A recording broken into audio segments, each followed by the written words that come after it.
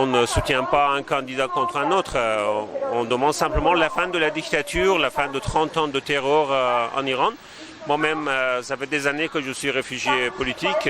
Je fais partie de 4-5 millions d'Iraniens qui sont obligés de vivre à l'extérieur de l'Iran à cause de son régime fasciste religieux.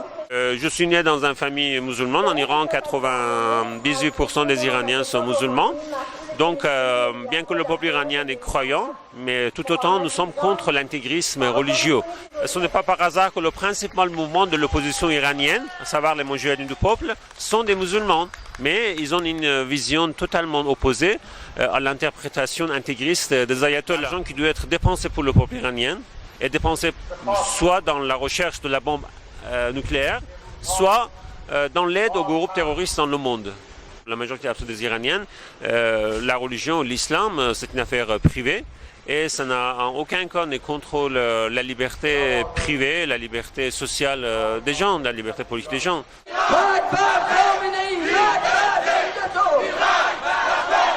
Moi, il se passe que le peuple iranien qui depuis des années est torturé, s'est révolté. Je suis en France depuis une vingtaine d'années, j'ai grandi en France. Ma famille a fui le régime iranien car mon père était écrivain et a été persécuté en Iran. On a des échos de nos familles qui nous relatent justement les faits, les persécutions dans les prisons, les tortures à caractère sexuel, les humiliations. Il y a un ami de mon cousin qui avait disparu pendant une semaine lors des premiers jours de manifestation.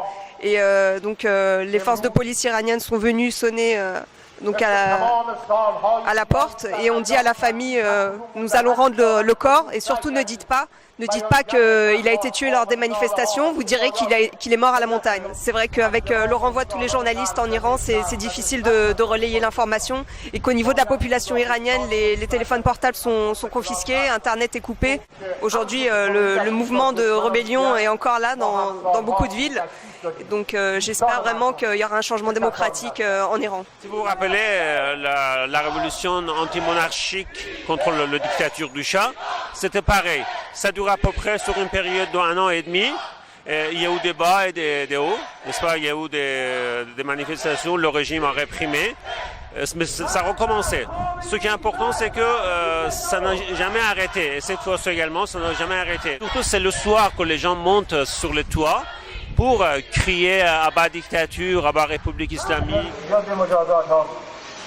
J'ai eu affaire à ces gens-là, qui sont des gens très sympathiques, magnifiques, etc. et qui ont tous vécu des problèmes absolument impensables. Et j'ai trouvé indigne la façon dont ils ont été traités en juin 2003. J'ai participé à d'autres manifestations, que ce soit ici, à Genève, à Bruxelles. J'ai été dans beaucoup de manifestations pour les soutenir.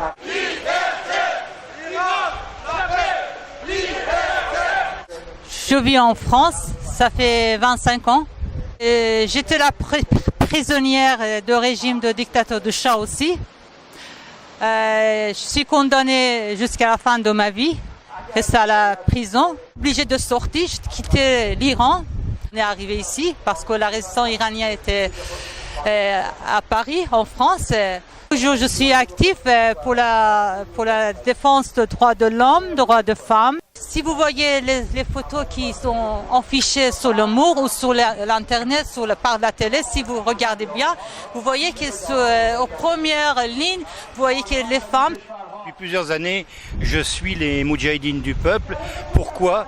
Parce qu'ils veulent créer un État qui ne soit pas un État théocratique, qui sépare le public du privé, la religion de l'État. C'est-à-dire, en fait, un régime laïque. C'est suffisamment rare quand même dans ces régions pour que l'on soit derrière eux, hein, qui veulent la liberté pour leur pays. Et qui, par exemple, là, demandent simplement qu'on fasse des élections libres.